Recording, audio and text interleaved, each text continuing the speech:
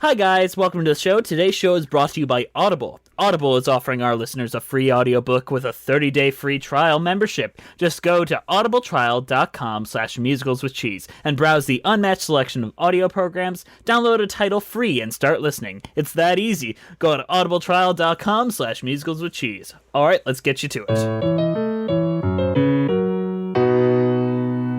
Hello, I'm Jesse McAnally. And I'm Andrew DeWolf. And welcome to Musicals with Cheese, a podcast where I try to get Andrew to like musical theater. And this week we have an extra special guest. You'll know her from Maven of the Eventide, Vampire Reviews, and a dozen other things. It is Elisa. Hello. Yes. A dozen other things. I don't know about a dozen. A couple other things. You're an author, and I've seen you a bunch of other places, both within your wheelhouse and you've cameoed all over the place. So you're well known. My main thing is a web show on YouTube about vampires, where I talk about the social allegories that vampires represent in media and all the different ways they can be presented and whether they're done well or not. Because, let's face it, most vampire things are not done well. But I'm also an author. My first book just came out last week, and I don't know when this podcast is actually going to air, so it may not be last week anymore. But it did just come out, and I'm very excited. It's called The Company of Death, and yes, it does have vampires in it. Hey, you know your niche. You know your niche. It's gotta have vampires. I'm also formerly a musical theater major in college. That's what my degree is in, even though now I work on YouTube. But I got a musical background. A specific background in this musical. What are we covering today, Elisa? One of my favorites, The Phandom of the Opera by Andrew Lloyd Webber, not to be confused with the dozen other Phantom musicals out there.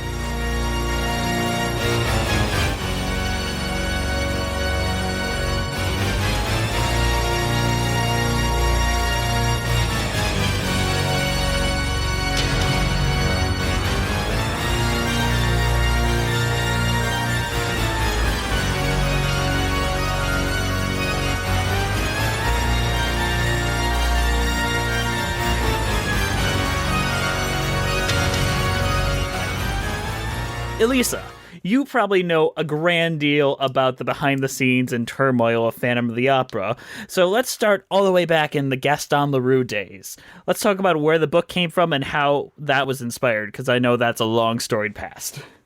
Gaston Leroux was a reporter back in France in the oldie times, late 1800s, early 1900s, but he was also an author, and he wrote detective stories because, he's a reporter.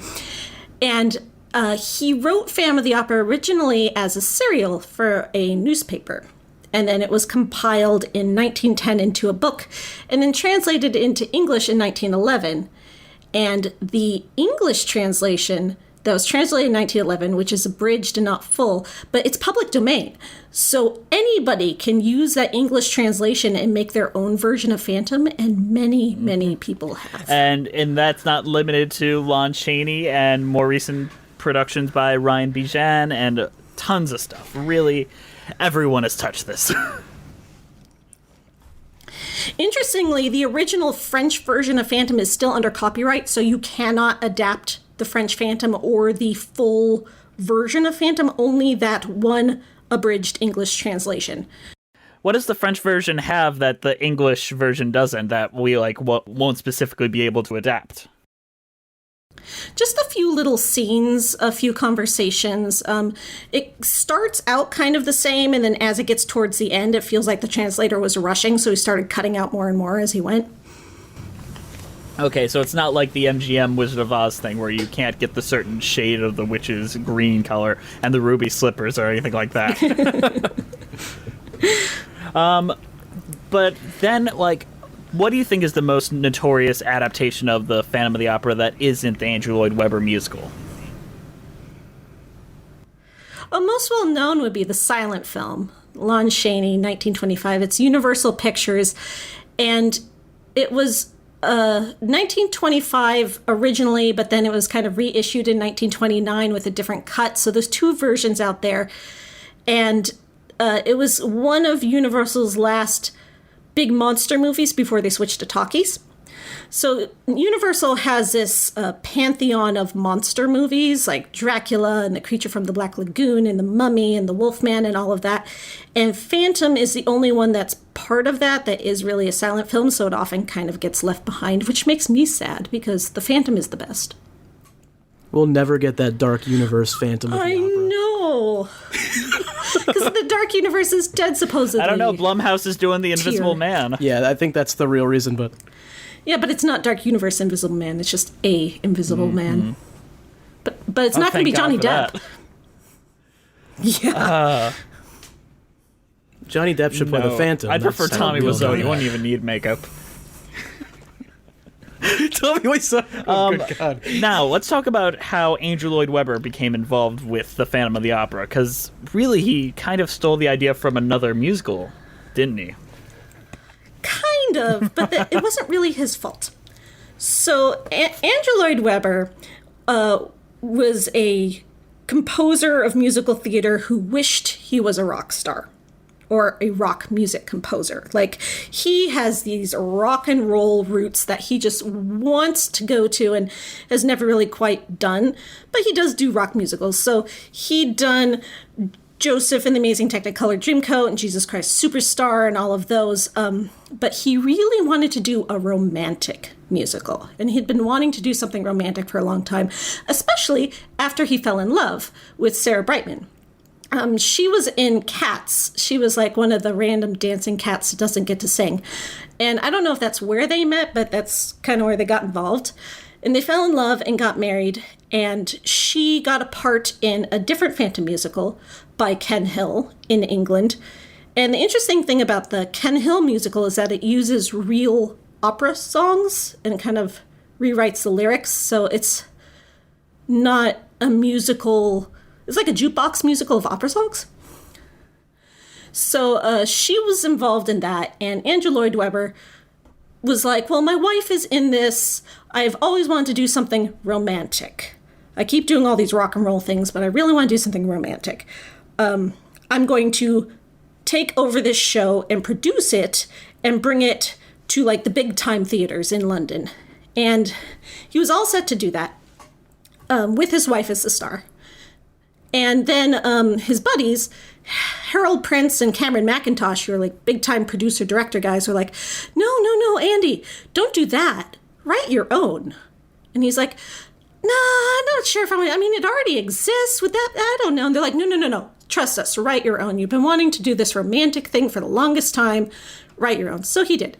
And that is why the Phantom musical is so different from the Phantom book, because he was really looking for this romance vehicle for and his wife. I also feel like star it's in. really difficult to adapt the Phantom book because it is a mystery novel, and the Phantom of the Opera has become so ubiquitous in like culture that there's no way you can have it be a mystery.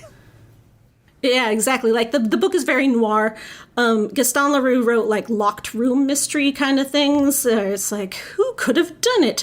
And when you read Phantom, it's not so much a murder mystery like who's the killer going to turn out to be, but it's you really don't know where it's going until all of a sudden, hey, there's this guy who lives in the basement and he's been killing people. And then the musical started production, and it went through all sorts of trials and tribulations, like Harold Prince being fired, replaced by Trevor Nunn, and then being rehired again.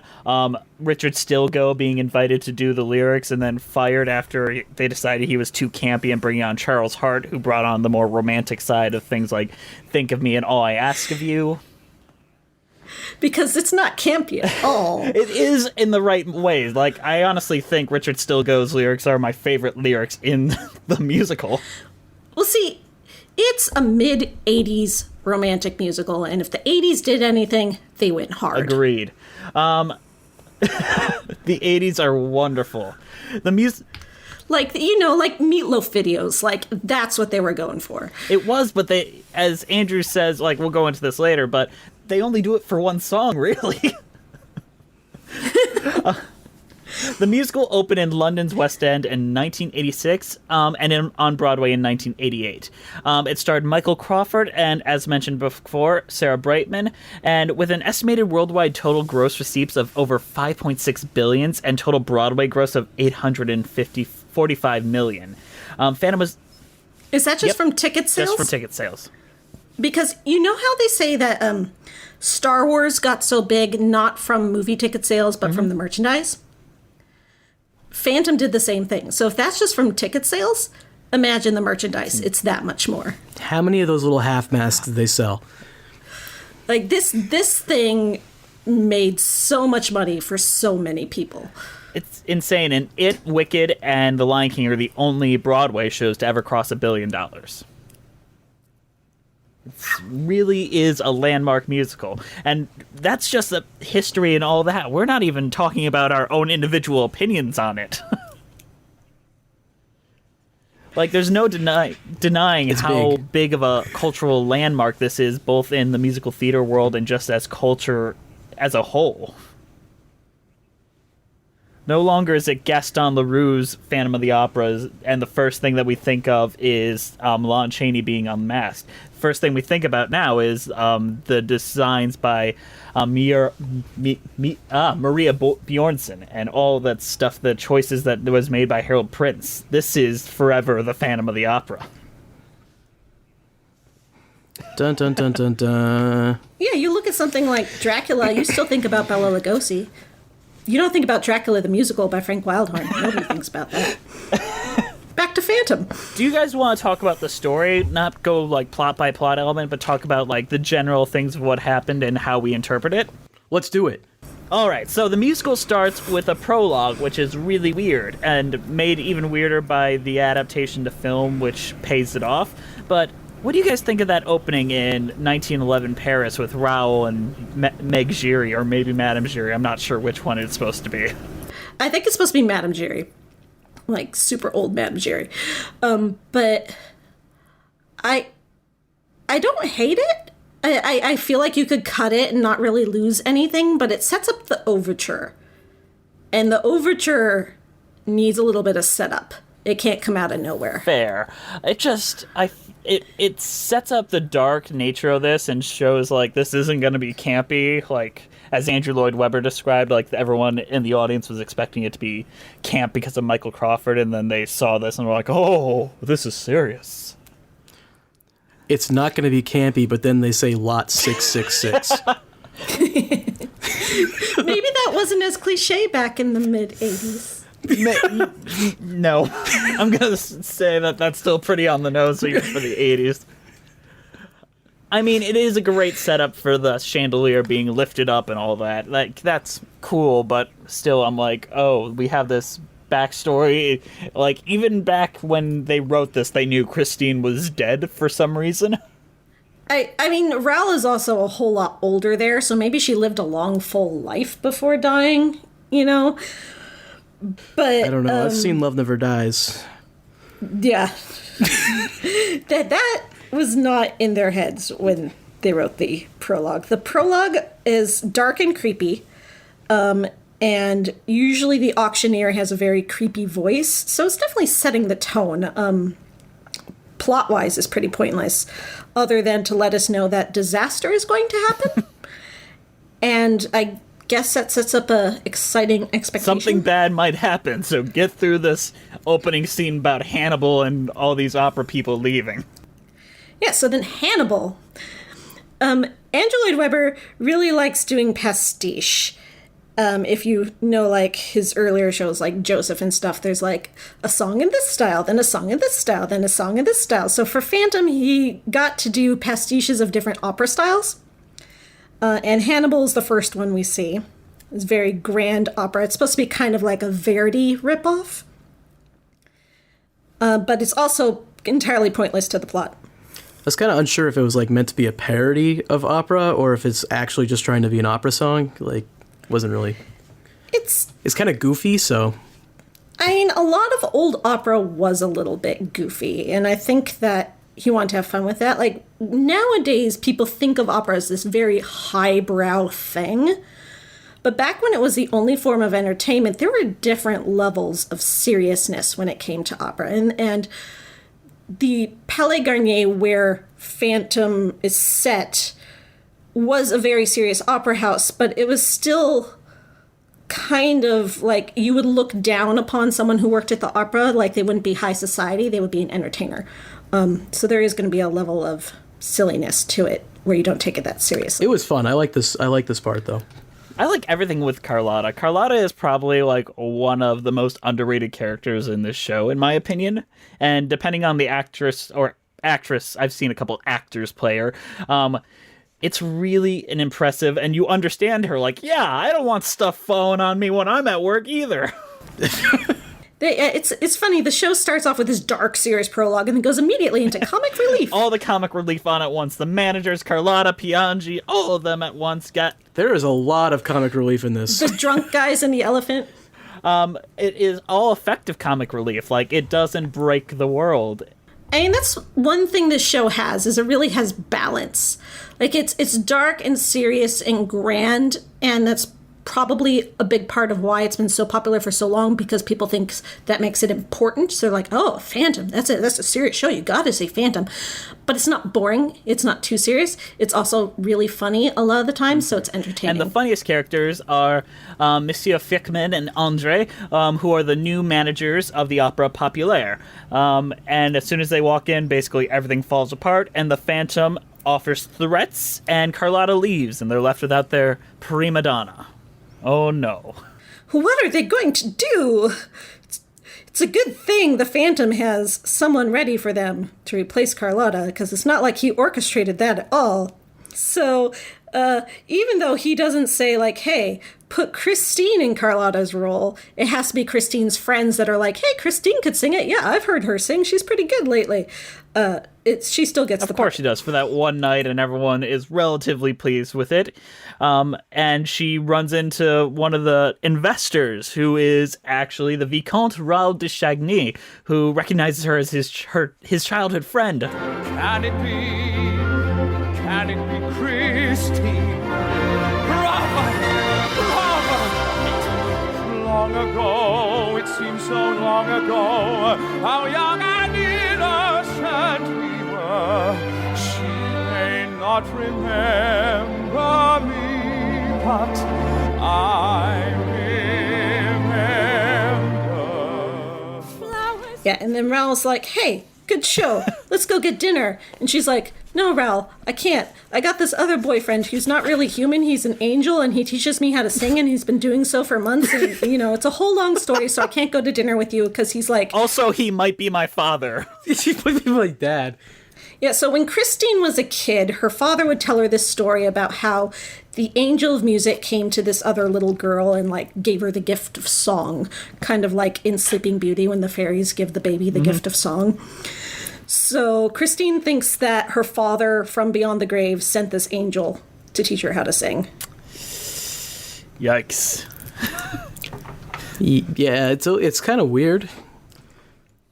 I kind of feel for her mental health a little bit. Well, but, it's more like I am angry about this man in a mirror, as Michael Jackson described, taking advantage of this girl's, like, sensitive, like, father-daughter relationship, which damages her so badly that we see even later when she goes to the graveyard.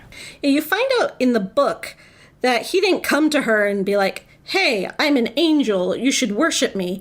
He just started talking to her through the mirror, and she's like, okay, there's a creepy voice talking to me. Hey, are you that angel my father talked about? And he's like, sure. Yeah, let's go with that. And he just kind of rolled with it. And I feel like that's probably what happened in this musical as well. Because as soon as Raoul's out of the room and Christine is changed, he starts berating her and gaslighting her, basically. Yeah, he's like, no boyfriends, no boyfriends. Calls him a slave of fashion. How does the Phantom have full control of this freaking opera house? I don't get that. He's a genius.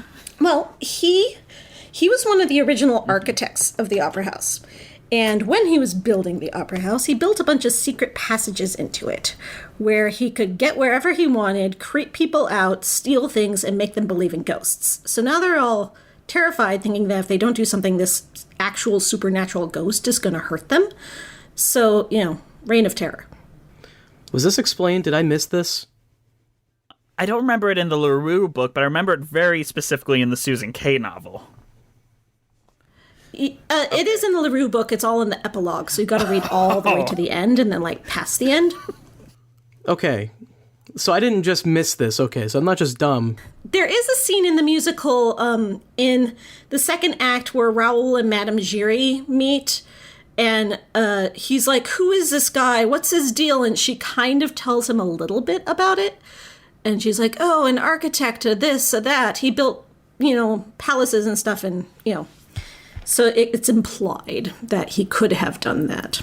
They fill in the plot hole Star Wars style by the expanded universe. And the Phandom is like, yo, it's finally time for you to come with me to my rockin' bachelor pad. And suddenly the rock and roll music starts up. Sing once again with me, a strange duet. My power over you grows stronger yet. And though you turn from me... He lives in the sewers just like the Ninja Turtles. Yes.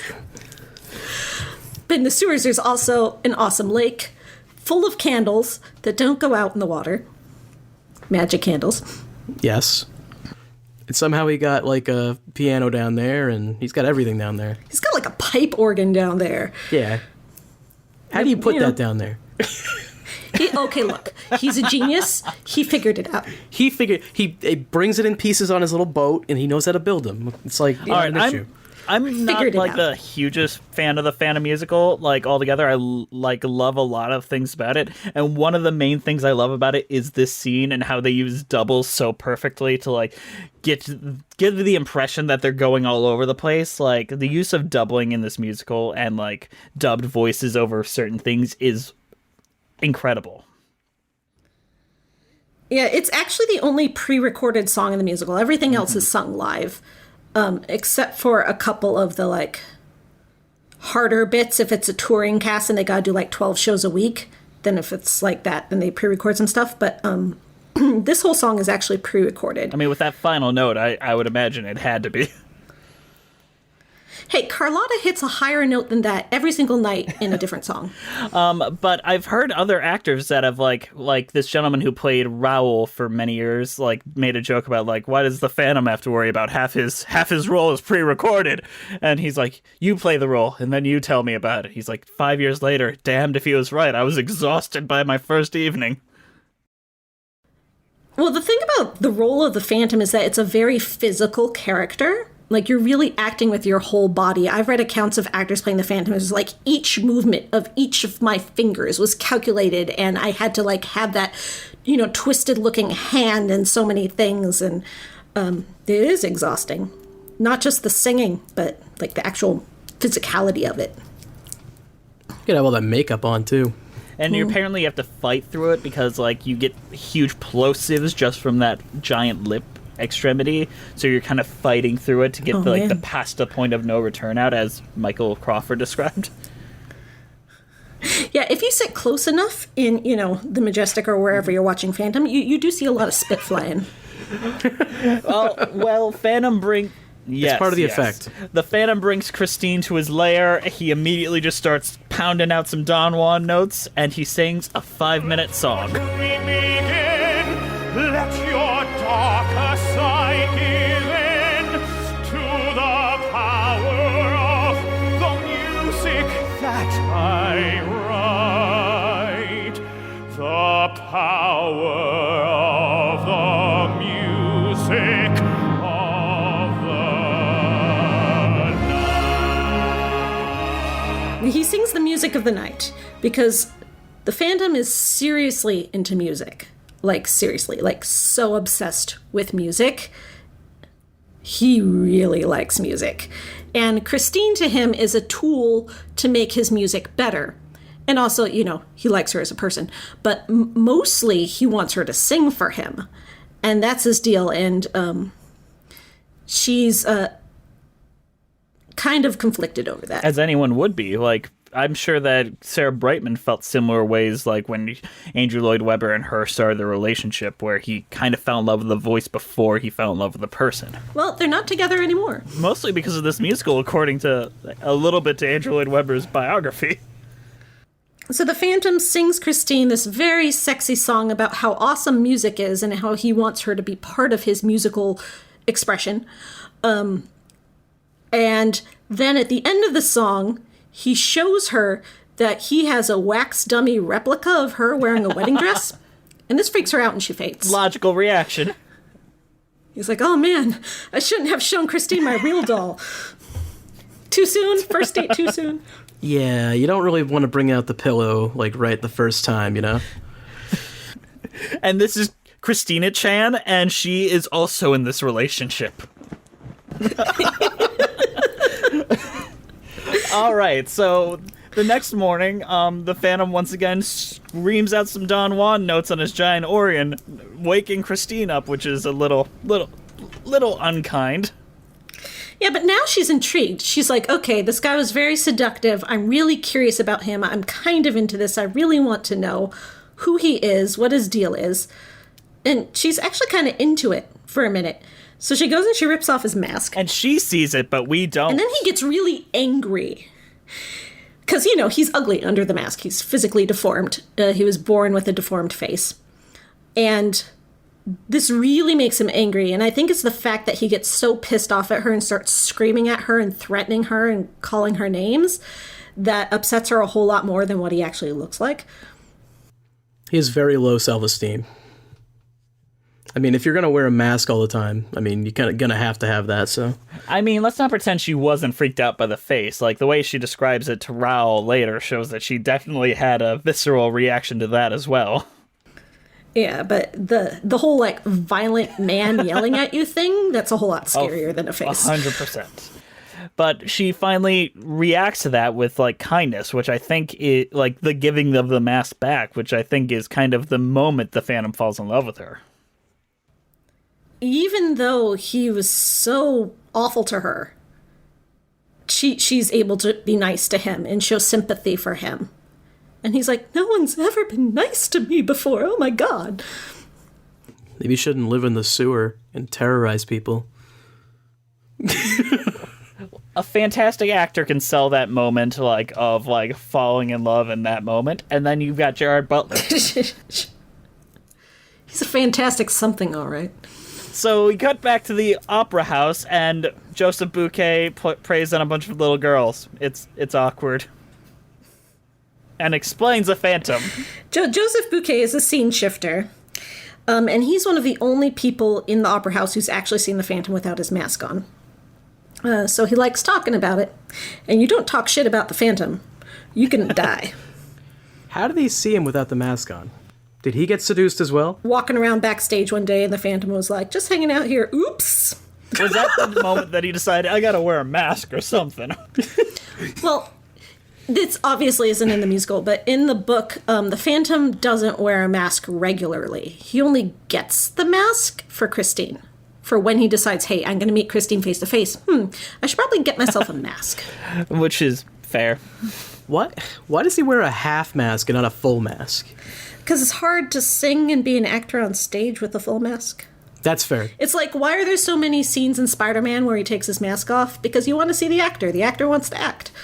That's true, but why did they make Spider-Man? That's a better question. Turn off the dark. Okay, we go to the managers, who all got notes from the Phantom, and for some reason the Phantom's talking a lot more quirky in his letters. Like, maybe he's just like a more funny writer than he is a speaker. Dear Philman, just a brief reminder. My salary has not been paid. Send it care of the ghost by return of post. PTO. No one likes a debtor, so it's better if my orders are obeyed. Yeah, I mean, the Phantom does have a real sense of humor in the book. But I feel like when Andrew Lloyd Webber made this musical, he wanted to make it so, like, dark and serious and romantic and sexy. He was like, well, I can't have the Phantom be too funny. Then he's not sexy anymore. So he can be funny when he's not physically in front of you. Like, I find the notes scene hilarious. Like, this and Prima Donna are, like, the 1-2 punch of my favorite moments in this show. I think I'm going to agree. This is a great part. It's funny. Everyone likes to talk about how wonderfully poetic Charles Hart's lyrics are, and they are, but people don't give Richard Stilgoe's like very comedic like notes lyrics and Prima Donna the credit it deserves. Well, it's hard to hear a lot of them because, it's a very operatic arrangement where you have a lot of people singing over each other. So unless you've got the libretto in your hand reading along with it, which of course I did as a 12-year-old child because I was that obsessed, you don't know what they're saying. I had every male part of Prima Donna memorized as a child, and I would scream it along with it and be like, orders, warnings, lunat. I love that song. I don't know what that's like at all. Jess, this is really unrelatable for everyone else here. So they get threats, and Carlotta's back, and they're overwhelmed. They're like, fine, Carlotta, you get your job back, and everything's going to be good, and Christine's going to play a silent role, because we don't make demands to terrorists, adhere to the demands of terrorists. Basically, yeah. They're like, we don't negotiate with terrorists. We're going to do what we want. Let him do what he will. Even though he said disaster would occur. They're like, bring it. And then the opera that they do is another pastiche. Nuto. And this one, this is a very Mozart pastiche. So it is one of my favorites because I love this style of opera. It's so goofy, and I love it. I really do love it, and how pink and how gaudy it is. It's so fun. And it's funny, too, because, Mozart operas were funny, so you get to play with that humor as well. Mm-hmm. What did you think of that scene, Andrew? It was all right. You were too focused on the man being murdered I don't in the know. rafters. Yeah, I mean, it's not really the most memorable scene, I don't think, for me anyways. Well, the Phantom's pissed that Carlotta's singing and Christine's playing a mute, so he makes Carlotta croak like a toad. Yeah, that was confusing for me. How did he do that? A ventriloquism. They don't explain this at all. No, but it's... See, I thought that they were just saying he was magic or something. Or maybe he, gave her poison. I don't know. In some movie versions, he put something in her throat spray or something to mess up her voice. But in the original book, it's ventriloquism. And he's a very skilled ventriloquist, so he can make her sound like an actual frog croaking. But, of course, it's just the actress going, bah! So... He's very good at everything he does. Except he's not good with women. Well, that's the face, okay? Yeah, it's not the fault. Yelling and screaming or anything. It's not the threats. It's because he's ugly.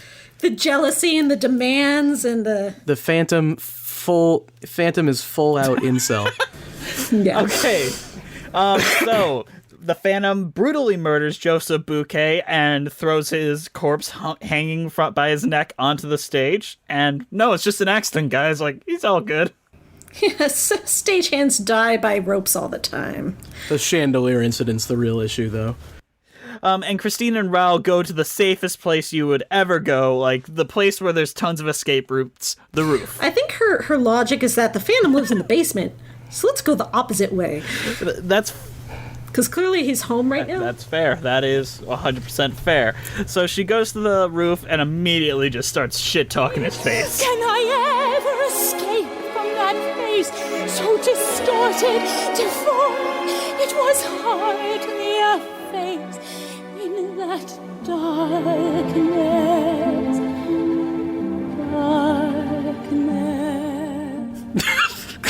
Yo, he's so ugly. Yeah, Raoul this whole time is like, there is no Phantom of the Opera. He doesn't exist. This is a hoax. It's not real. And Christine's like, no, man, no, he really exists.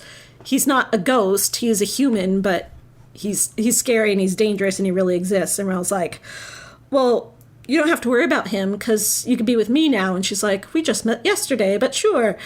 Because I'm willing to give this one a little bit more credence since they did have the past, when they were children. Yeah, when they were 12. That's more than none at all. That's more than Julie Jordan and in Carousel. Yeah. And then they sing a love song. Yeah. Charles Hart bringing out the mushy there. And then they go off and they're like, let's finish this show. After this whole audience saw a corpse, let me go back on. And the Phantom's like, oh no, let me drop a chandelier on y'all. Yeah, because surprise, the Phantom heard everything. And as many times as I have seen the show, there is always someone in the audience who's shocked when he shows up and reveals that he was there all along. Like, you think it would be obvious, but there's always someone who's like, oh shit, when he comes out of the statue, and they're like, he heard all that? No. What's he gonna do now? She's singing to bring down the chandelier, and he does, but it still bothers me that they were all just gonna go and do the show still, after all that. Hey, that's show business. The show must go on. Yeah, whatever. Somebody died. It happens every day. Move on. They didn't have OSHA back then, okay? Fair. And that's how we end Act 1. And really, that's a hell of an act closer. Like, the chandelier's down, he's angry. What's gonna happen in Act 2? Does the chandelier falling kill anybody? It does in the book, but in the musical, it falls and almost kills Christine, because she's just kind of standing there staring at it in shock, but Raoul comes and pulls her out of the way. Wonder how the Phandom would have felt if he did kill Christine. Whoops. In the book, Madame Giry isn't the ballet instructor. She's the person who's in charge of Box 5. Right. Which is the Phantom's box, and he gets to watch all the shows from Box 5. And the managers want to fire Madame Giry and hire someone else to run Box 5, and they do. And then the chandelier falls on that person's head and kills them, so Madame Giry gets her job back. Okay. So 6 months later, during a masquerade ball, the Phantom shows up again. Oh, and Christine and Raoul are engaged. Yeah, apparently they've just been engaged for 6 months and just hanging out, having a good time. Opera's been good. Everyone's happy. Phantom just disappeared for 6 months, like wallowing in his incel emo angst. He's writing his fanfic about him and Christine, and they're going to act it out. So he comes to the masquerade ball dressed fabulously. As the Red Death. Yeah. One of the most awesome costumes in musical theater. Like, nothing tops it. And he's like, hey, I wrote this opera. You all are going to perform my opera. Because I said so. Or I'm going to kill more people. But let me fat shame Piangi first. I guess. So, if he's in the middle of this party and everyone knows that he's the guy that's actually murdered people, why don't they stop him? I think they're just shocked. Because he's scary. Yeah, he's big and scary, and, you know. There's like 20 people there. Half of them are dummies, let's be fair. Yeah.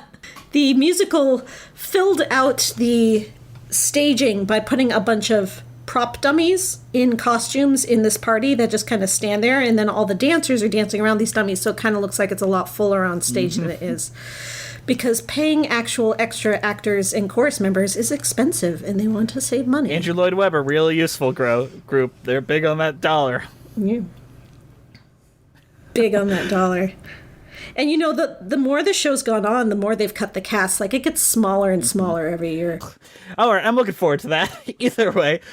So Raoul just goes after the Phantom and then fails, obviously, because that's most of what he does. And then he goes to Madame Giry, like, explain everything to me. You know more than you're letting on, woman. And apparently she does, for some reason. Oh, she's got some, like, dark history where she, like, knew a bit about the Phantom's past, which is convenient. See, in the book, there's this other character that's completely cut out of the musical because he's not white, and he's cut out of every version of Phantom. Because, you know, can't have brown Except people for the in our shows. Lon Chaney movie. He's kind of in there. No, but he's in there, but then they rewrote the script and turned him into a French guy. So, like, he's not a Persian character anymore. Like, he is no longer a person of color. He still wears, like, Persian clothes, but it's still like, he's playing a white Does he person. have a name? Like, does he have a name? They call him Daroga and Persian. Persian guy. Daroga means chief of police, and Persian is just his ethnicity. So That's why he's cut out. Name. It makes sense. And I thought Oklahoma was bad. They combined him with Madame Giry, so now she knows dark secrets about the Phantom's past, and she tells Raoul. Really, she's telling the audience. Let's be real, because it doesn't change anything about what Raoul does. It doesn't make him more sympathetic towards the Phantom or anything. Wouldn't it have been better if she told Christine this, like, in a moment of, like, surrogate mother-daughter, like, here's what you gotta know. Well, we don't come to this musical for sense. Fair enough. So they start rehearsing Don Juan, and everyone's like, what is this nonsense? Yeah, because the Phandom's music is so avant-garde and so ahead of its time and so genius and amazing and musical, as Andrew Lloyd Webber tries to convey through his own music, that the plebeians of Paris just don't get it. You know, nobody gets it because the Phantom's just that awesome. I think it was just bad. But they does a magic trick, and the piano starts playing by itself, and everyone's like, "Oh, we better act on our best behavior." And Christine's like, "I'm out. I'm done." Yeah, because... And then she goes to the graveyard to visit her father's grave. Yeah, and she's like, "Daddy, I am so confused. What do I do? I don't know what to do." And then the Phantom shows up, and he's like, "Your dad's dead, but I'm still here. Remember me? I was like your fake dad." Wandering child, so lost, so helpless, yearning for my guidance.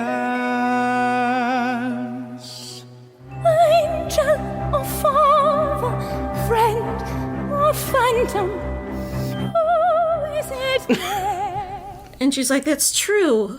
Maybe it'd be so much easier if I could just go back to that and stop having to think, because thinking is hard." Thanks, Daddy. You know, when you're emotionally traumatized, sometimes you just want to not have to deal with it. But good thing Raoul shows up. Talks some sense into her, like, "This ain't your dad. Get away from her." And then he tackles the Phantom. Nope, the Phantom throws fireballs, and Raoul's like, "What?" Well, you see, in the movie version with Gerard Butler, Raoul does try to tackle the Phantom with a sword. And he kicks his ass, and he is about to kill the Phantom, and Christine's like, "No, not like this." Don't kill that murderer who's tormenting us. Exactly. Don't do it. If you read the original script for the film that was written like 15 years before the film was actually made, so I'm sure it went through some rewrites, in that scene it says, "It is important to remember that Raoul and the Phantom are equally matched." And I'm like, bitch, what? Why would they be equally matched? Raoul would kick the Phantom's Please. ass. The Phantom is not like V for Vendetta sword fighting all by himself in the basement. Dude, He's an artist. But I think he is. Like, he's a genius. He does all these things. He's like perfect at everything, right? And Raoul's just this 21-year-old spoiled brat who's been in the Navy for a little while but probably has no combat training. Why would I they be feel like equally Raoul has like had some fencing training where the Phantom is more like, I can lift rocks. Phantom smash? Exactly. So, But in the actual stage show, there is no sword fight. Raoul just grabs Christine and that's why the they run stage away show's together. better. So they decide to put on the Don Juan Triumphant, and they perform it, and it's crazy, and it looks cool, and it's probably the best designed like set piece in the entire musical. It's supposed to be a trap to catch the Phantom because they think the Phantom's going to come and sit in box 5 and watch, right? But no, he's not sitting in box 5. He's on stage singing.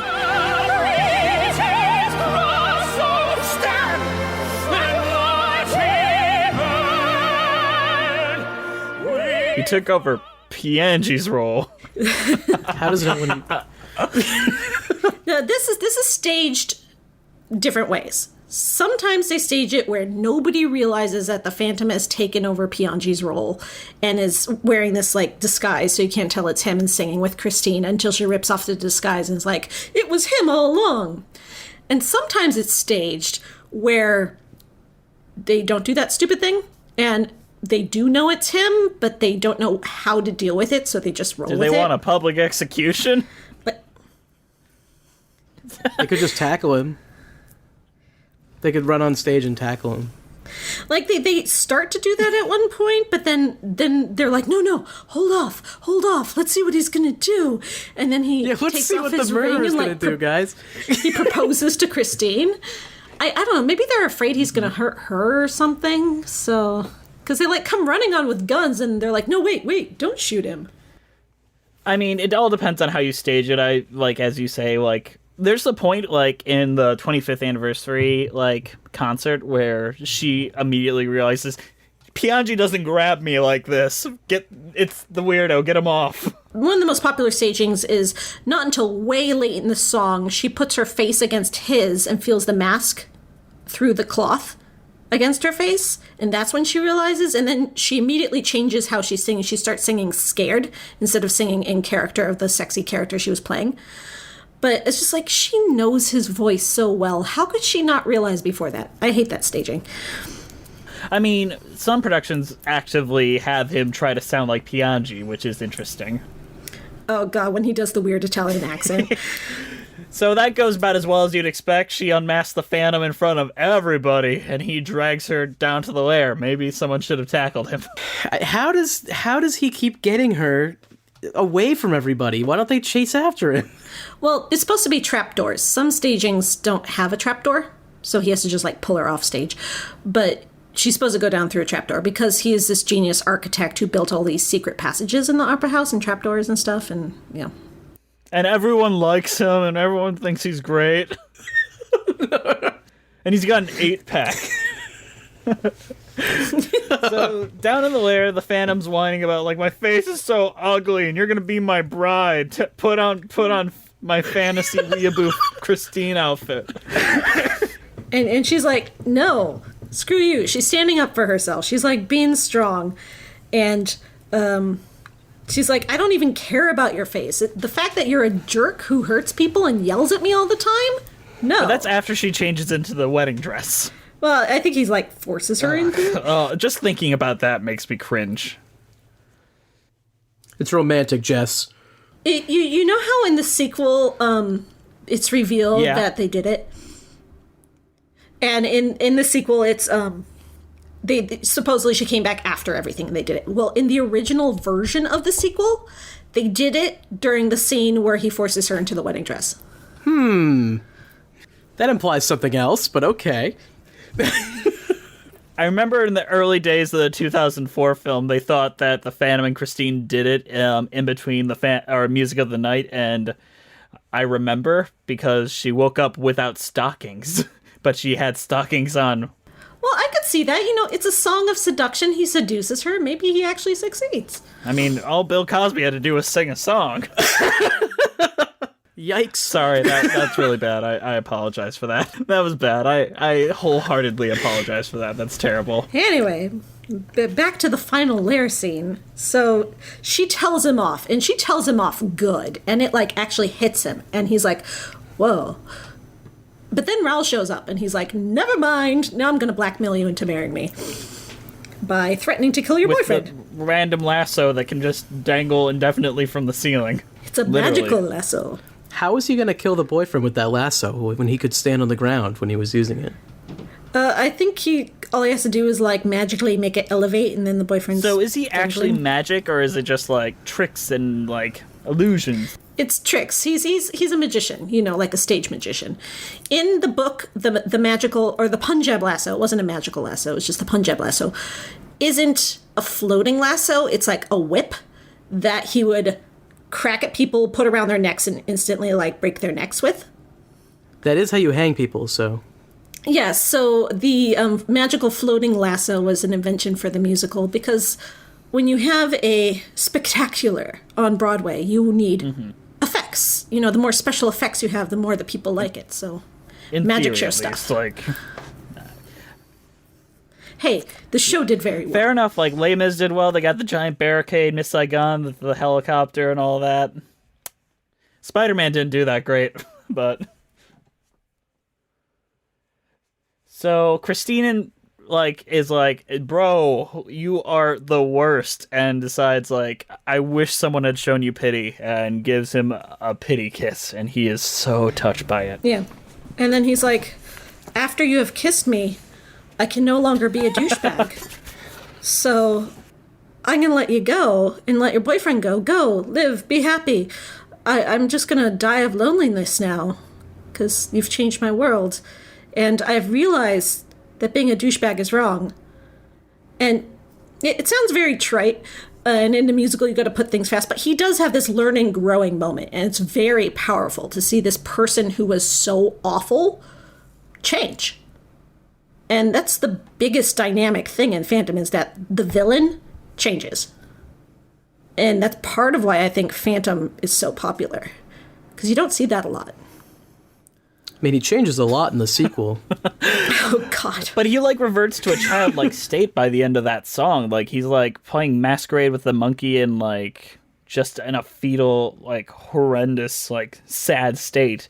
And her pity, like, goes even further when she returns the ring and being like, I'm done with you. Good luck with your life. It's like she comes back and he's like, wait, did you change your mind? Do you want to stay? Oh, no, you're just giving me, you're just rubbing salt in the wound? All right. I'm just going to go cry some more. Well, those rings aren't cheap, so. He goes and hides under his blankie of death, and Meg walks on, who we haven't spoken of in this entire submission, or synopsis. All right, Meg exists. She's more important in the sequel, so we gotta set her up here. Oh, gosh. Yeah. So in the musical, Meg is Christine's friend because it's good when you have a character who spends a lot of time alone to write in a friend for them so they have someone to talk to so they're not just like alone all the time or singing to themselves. So now Christine has someone to talk to and sing to, and Meg is her friend. Yeah, So at the end of the show, Meg comes back. And she pulls off the blankie of death and just finds the mask floating there. She lifts it up to the light. The music crescendos. The spotlight hones in on the mask. The curtain drops. Where did he go? America. Magic tricks. He went to the America, chair. obviously. And that is one of the most profitable musicals of all time, and truly one of the biggest iconography from that musical is the ending image. With the mask and the spotlight. It leaves you, like, feeling like both like enchanted and both like kind of like, ooh, what comes next, and then bows come next. Yeah, it definitely screams sequel because, you know, nobody dies. They could come back. Was that one guy? I mean, none of the main characters die. The love triangle lives on. Sadly enough. And we can all write our own little fan fictions about that, which is the greatest thing about this. Oh, God, I spent so many years writing Phantom of the Opera fan fictions. What's... In my fan fiction, the Phantom dies, and that's it. That was Gaston Leroux's too, so... You know how to appease the people. What was your fan fiction, Elisa? Oh, God, I wrote so many. It's still out What's there. a general, like, idea of, like, one of yours? My fan fiction was always dark and creepy. Like, there's always more murder, more darkness. And sometimes the Phantom was at fault, but sometimes he was, like, mixed up in it, too. But I never did the thing where Christine comes back and is like, I loved you after all, and we're going to be together. And I never did the thing where the Phantom finds a new girlfriend. The Phantom and Meg. Oh, God.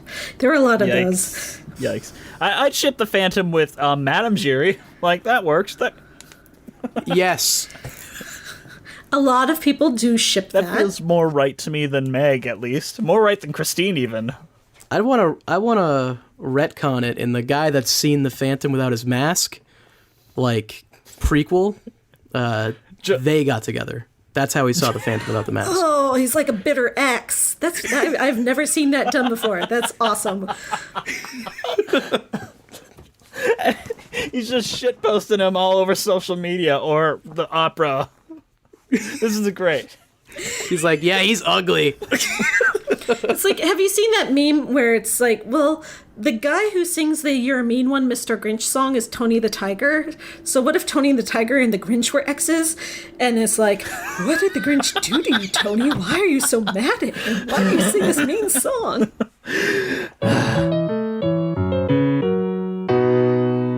Hi guys, sorry to interrupt you in the middle of the show, but we've come to shill at you. Oh boy. Today's show is brought to you by Audible. Audible is offering our listeners a free audiobook with a 30-day trial membership.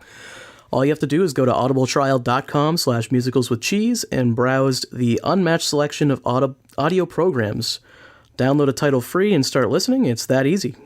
Just go to audible.com/musicalswithcheese to get started. Why Audible? Audible content includes an unmatched selection of audiobooks, original audio shows, news, comedy, and more from the leading audiobook publishers, broadcasters, and entertainers. This week, we actually have a very controversial selection. We are suggesting that you get The Phantom of the Opera by Gaston Leroux, narrated by Ralph Kosham. Why would we do that? I don't know. It doesn't make any sense for this episode. To download your free audiobook today, go to audibletrial.com/musicalswithcheese. Again, that's audibletrial.com/musicalswithcheese for your free audiobook. So we ready to talk about what happened after the musical was released on Broadway and in London, because it kind of blew up all over the place. Yeah, it went to LA, and it had a 3-year stint in LA. It went to Toronto. It was really big there. It also had the Las Vegas show for a good few years. Oh yeah, much later. It's huge in China, and there was a Japan production and German production that were also really big. But in China, it was really huge. The Las Vegas production was a shortened, restaged version. So that was interesting. It wasn't the same exact show, just translated. And how do they all compare to the original Broadway and London versions? Like, are they all very different productions, or are they all relatively the same? No, if you saw the national tour before they changed things, they did change the national tour in recent years, but for the first, 20 years of its life, it was the exact same show no matter where you went. And sometimes if you saw the tour at a very great theater in a big city that has a lot of space, it was bigger and grander than Broadway, because Broadway, New York City theaters are kind of tiny in comparison. They don't have the room to sprawl out. So seeing the touring production of Phantom was a real treat. And out of all the years, who do you think your favorite Phantom and Christine are? My favorite Christine was Lisa Vroman. Her voice was perfect. She was amazing. And my favorite Phantom was a understudy I saw once. Give me a sec. I'm blanking on his name. My favorite Phantom was an understudy I saw once, Gary Maurer, who's done a lot of different roles, and he's also been the Phantom, but he was understudying at the time. And I was sitting front row, which I had done plenty of times, but seeing the emotion in his eyes and just the way he acted the character was so moving. And it's one of the only times I've actually cried when watching the show, because, after you see it 24 times, you start to get desensitized, but it just got to me. Both great choices. Gary Maurer is incredible, like really incredible. Great choices. I don't know if I could top them, but I love Anna O'Byrne, who was Christine in the Love Never Dies Australian production, but she's an incredible Christine. She's so gorgeous. She is. I just want to look at her all day. She's so beautiful. And also a good singer, really talented too, but so pretty. I like that she plays Christine with a lot of resolve, where folks like Sierra Boggess and Sarah Brightman, both wonderful in their own right, tend to play her a little bit more withheld. And Anna O'Byrne is intense, angry. I like my Christines a little bit more fighty. Yeah, Lisa Vroman was kind of like that too. She had spoke. And my favorite Phantoms are John Owen Jones, who has just got the best voice I've ever heard live, and Andrew Varela, who was just a all-around nice guy as well as fantastic performer. I saw him in a touring production a few years ago. I don't think I have any favorites. I love Gerard Butler. Lon Chaney did a very good job. Lon Chaney did a very good Robert job. Englund also did a very good job. I haven't Robert seen that Englund one, did a so I can't- fantastic job. Robert Englund might be my Phantom, non-musical Phantom. That movie takes so many liberties, and I still love it. It's what a Phantom, but badass. No, more badass. No, more badass. Then Bill Nighy. How many people does he kill? Does he kill 20 I'd say people at in that? least. Yeah, something At like least. that. Yeah. Does he melt anyone? He skins a person alive. He kind of scalds someone. Yeah. I want to watch this one. He boils someone. Does that count? Can we get a musical version of this? And he beheaded Carlotta and threw it in a punch bowl. If I Yeah, no, it's soup, so she's cooked. That movie's great. And the devil is a little person. There are a lot of Phantom versions with little people in them. It's like a theme at this point. Because in the Herbert Lom version, there is I want to say it's a rat catcher or something where it's a little person. Yeah, in the Dario That shall Argento not be- version, one of the rat catchers. That is a shall little not be person. named. Well, yeah. Do we ever have a little phantom? Or There's not been a little person phantom, sadly enough. Yet. not yet. But see, the thing about the Phantom with Robert Englund and stuff, and especially Andrew Lloyd Webber, is you have these artists, these creators, either filmmakers, musical makers, or something that connect to this book in some way with this Phantom character. And they don't look at him and say, he's a scary killer, or he's a villain. They say, this guy is awesome. Look, he's like a genius, and he's powerful, and he's badass, and he's a killer, and he's sexy, and all the women want him. He is just awesome. And they want to romanticize that and elevate that. And with Andrew Lloyd Webber, it was making him sexy, and with Robert Englund, it was making him kick-ass, and they really gravitate towards that. And when I was 12 years old, so did I. Now I can make fun of it, and I see it with self-awareness, but there's definitely that attraction there that keeps bringing people back to trying to make the Phantom cool, so cool. He does dress very nice, and I like his mask, so I can see it. So, Andrew, did you think the Phantom was cool when you were watching it for the first time? Not really. Because you He's were kind of... probably a mature adult who doesn't romanticize awfulness, but... No, yeah, he's kind of like a weirdo who lives in the basement and kills people. Which is kind of why I was curious as to why they kept letting him get away all the time. This person has killed. So you had difficulty suspending your disbelief for why the Phantom was as powerful as he was able to get away with being. Well, they didn't give any explanation for it, because I don't know any of the external material or anything. Just in the musical version I've watched, he just kind of shows up everywhere, and there's not really much explaining it other than that he lives in the sewer. I wonder if that has something to do with the medium of theater and what you're expected to just accept with that kind of suspension of disbelief and that sort of magicalness of theater that didn't really convey either from the 80s to now or from stage to the DVD version you watched. I'm not sure. I did think he dressed very nicely, though, and I wish I had some of those suits. Let's talk about the 2004 movie for a brief period. Must we?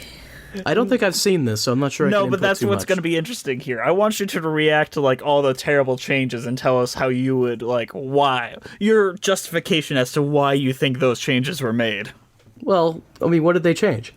Okay, so you know how in the musical Christine sort of explains that this angel showed up and just started teaching me how to sing. Yeah. And we're both adults, but he's still power abusing. But in the movie, they changed it so that she was a child who was living in the opera, because apparently people live in the opera house. Well, the Phantom does. And he fell in love with her as an adult when she was a child and kind of groomed her, and she grew up to be 16, so she's still basically a child. And then he did the whole now we're going to fall in love thing. Well, I mean, I guess it does make him a much worse person. Yeah.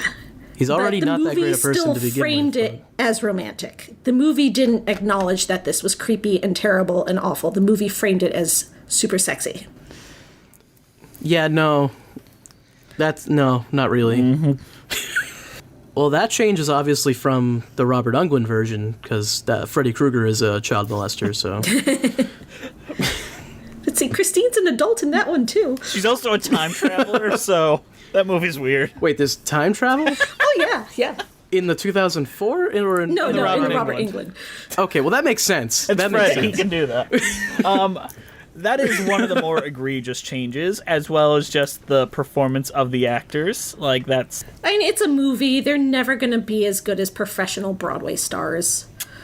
I mean, yeah, that's also fair, but you could have at least tried, I think Gerard Butler was horribly miscast. I don't care that he's a bad singer. I just think he's the wrong actor for the role. I think Patrick Wilson would have been a much better Phantom. He was the guy playing Raoul.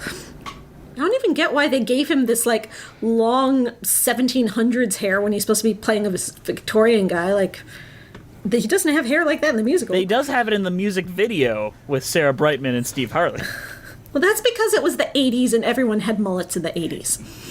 Yeah, that movie's just not very good. I don't know how to describe it, like, in the direct, perfect ways, aside from, like, it's just bad. Oh, and his deformity. His deformity is just a sunburn. Yeah, he's got a teeny tiny mask and an even teenier tiny, like, rash on his face when the mask comes off. Oh my god. And that's what he's so angsty about. And it's almost comedic, like, when he's like, face the infection that poisons our love. And I'm like, you're still all right. Well, it's a movie, okay? You can't make somebody too ugly in a movie. Oh, God forbid. It's like that Steven Spielberg movie that just came out where the girl is, like, ugly or something. I forget what that was. Ready Player One? Oh, yeah. There was, like, a scene where she's, like, super ugly, and then you see her and she has, like, one freckle or something, and it's like, She has, like, a birthmark or something. Yeah. It's because, like, Hollywood doesn't understand what ugly is. I think they do. They just don't want to show it. Well, Hollywood can be afraid to be ugly. Like, Hollywood's afraid to be ugly because they think people don't want to pay money for ugly, so therefore their movies won't make But people money. love Adam Driver. Yeah. Oh, But no. when people actually are ugly in movies, they're like, oh, you're so brave. And then they win Oscars. Look at Charlize Theron. Yeah, exactly. That's what I was thinking about, too. Put me in a movie, I'll be ugly. Let's do it. I don't even have to put on makeup. The final development that after the musical I do want to talk about is the development of fandom and fan fiction. Like, we've touched about this a little bit, but this is a community I wasn't quite aware of because I didn't really discover Phantom of the Opera until the film came out, sadly enough. You and a lot of other people, and that was a big push for fandom because before the movie came out, the fandom, as it was emerging on the internet, like, internet started getting really popular like late 90s, right? The movie came out 2004. So there were a few years there where there was this thriving Phantom of the Opera community online. For the first time, Phantom fans could connect instead of just having their zines and meetups out in the world. And then the movie came out and there's this influx of new fans. Like, as bad as we say the movie is, there were a lot of people who loved it, who fell in love with Phantom because of it. And then joined these fandom communities, much to the dismay of the purists, but also, more friends.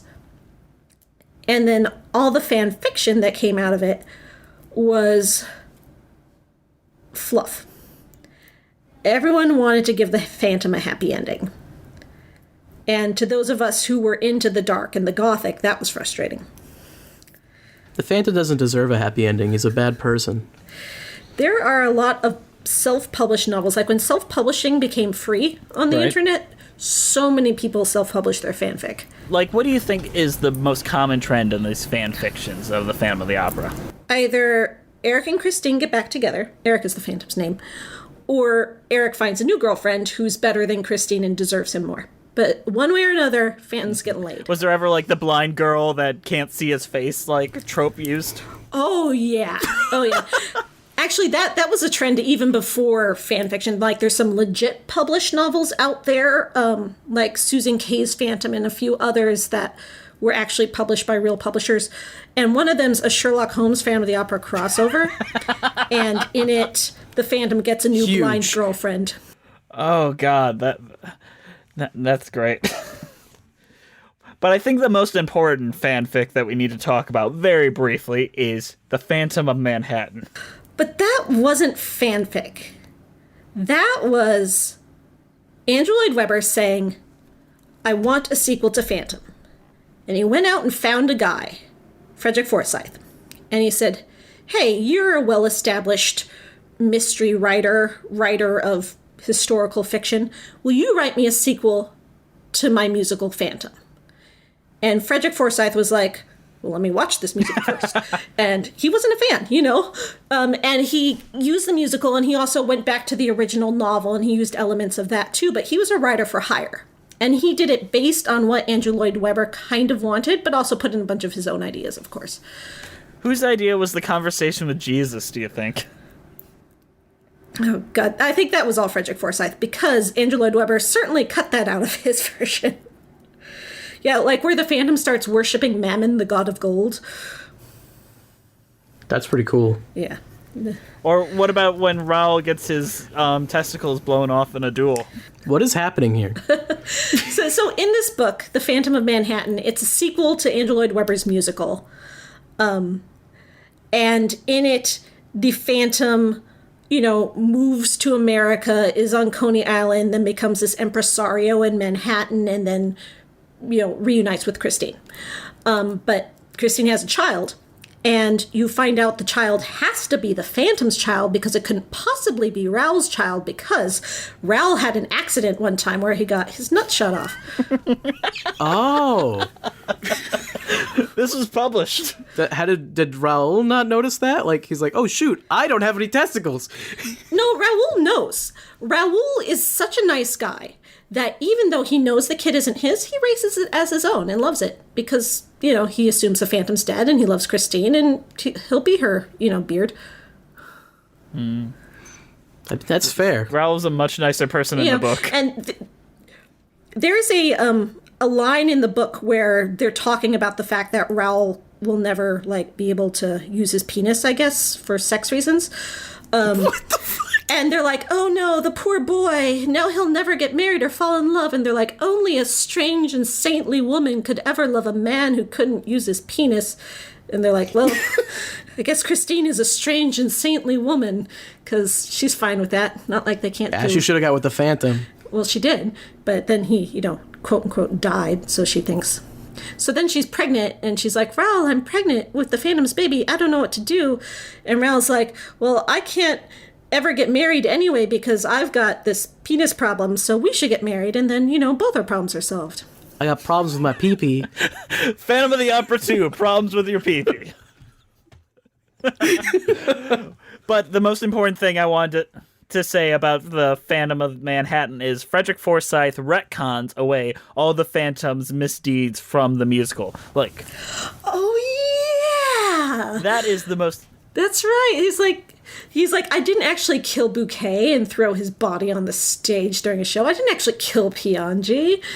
That just didn't happen. Nope. Sure didn't. They were just accidents. They actually were accidents.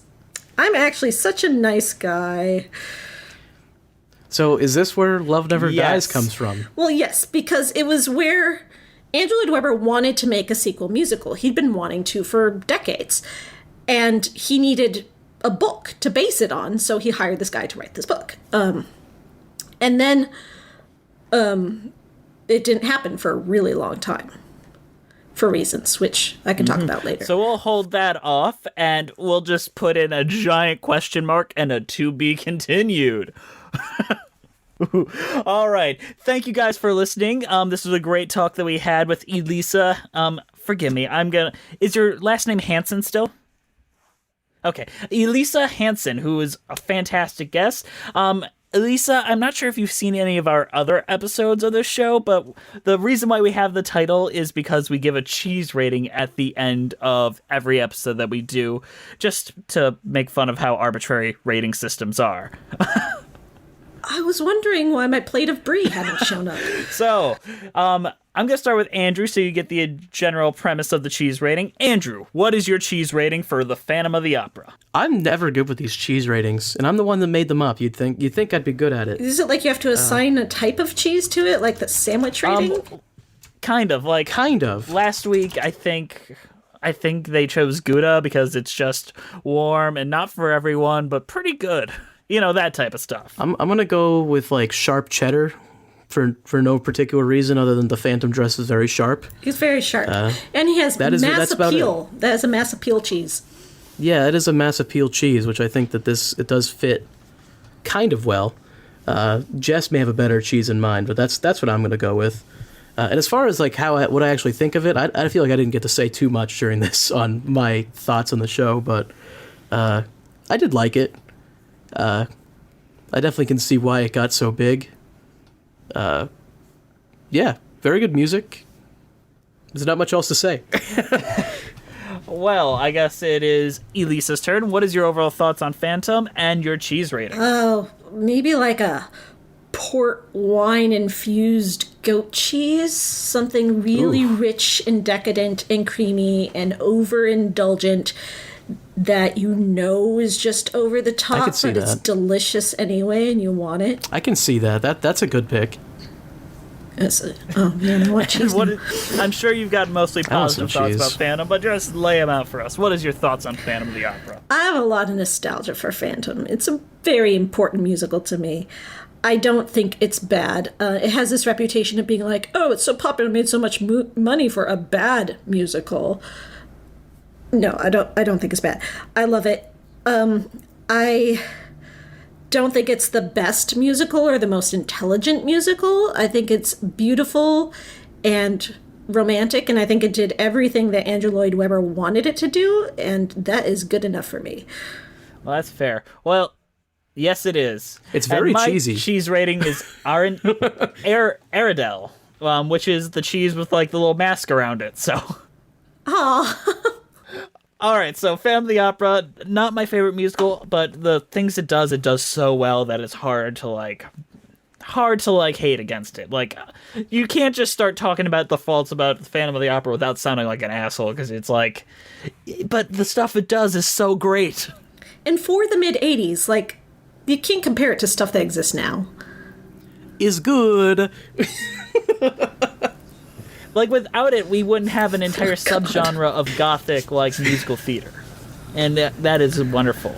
And Hell yeah. I think it validates its existence just because of what it inspired. I'm still looking forward to the Dark Universe version of this, though. Like, when that comes out, I'm hyped. Someone's got to man. tell him. So hyped. Someone's got to tell him. Like, they say the Dark Universe is dead, but they're still making individual movies, so maybe if they're not love shared never universe. dies, okay? Except when it All does. right, thank you guys for joining us.